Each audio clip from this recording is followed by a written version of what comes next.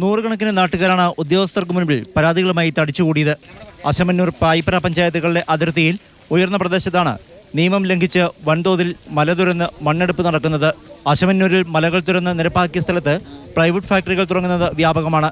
ചുരുങ്ങിയ വിലയ്ക്ക് സ്ഥലം വാങ്ങിക്കൂട്ടി വലിയ മതിലും ഗേറ്റും സ്ഥാപിച്ചാണ് മണ്ണെടുപ്പ് നടത്തുന്നത്. നിലവിൽ 7 പ്ലൈവുഡ് ഫാക്ടറികൾ സ്ഥിതി ചെയ്യുന്ന പുതുംകുഴി കോളനി മേഖലയിൽ മണ്ണെടുത്ത സ്ഥലത്ത് പുതുതായി 4 ഫാക്ടറികൾ കൂടി തുടങ്ങാൻ നീക്കം നടക്കുന്നതായാണ് നാട്ടുകാരുടെ പരാതി. സ്ഥലത്തെക്കുറിച്ചൊന്നും കളക്ടർക്ക് അറിയില്ല.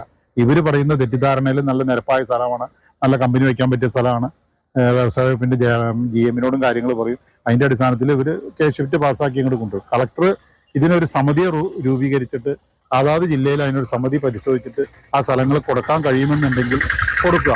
എല്ലാത്ത രീതിയിലാണ് അത് കൊടുക്കരുത്. ഇപ്പോൾ വേനൽക്കാലമാണ്. ഇപ്പൊ അവർ മണ്ണിടിച്ച് ഒരു വശം നികത്തി കോമ്പൗണ്ട് ഹാള് തിരിച്ച് ഇപ്പൊ കമ്പനി തുടങ്ങാൻ പോണു. ഫസ്റ്റ് മഴയ്ക്ക്, ജൂണിലെ ഫസ്റ്റ് മഴയ്ക്ക് അല്ലെങ്കിൽ മെയ്യിൽ എന്നാണ് ഫസ്റ്റ് മഴ പെയ്യണേ ആ സമയത്ത് ഈ അള്ളുകളിലേക്ക് വെള്ളം ഇറങ്ങുകയും തൽഫലമായിട്ട് ഈ കല്ലുകൾ സ്വാഭാവികമായി തന്നെ തള്ളിപ്പോവുകയും താഴെ ഒരു 10-40 കുടുംബം റോഡരികിലുണ്ട്.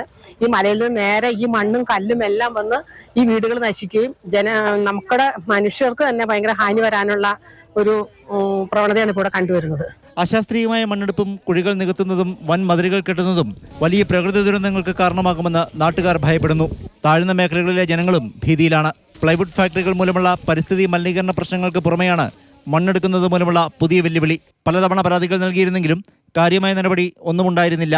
ജില്ലാ കളക്ടറുടെ ഇടപെടലോടെ എന്തെങ്കിലും നടപടിയുണ്ടാകുമെന്ന പ്രതീക്ഷയിലാണ് ഈ മേഖലയിലുള്ളവർ. മാതൃഭൂമി ന്യൂസ്, കൊച്ചി.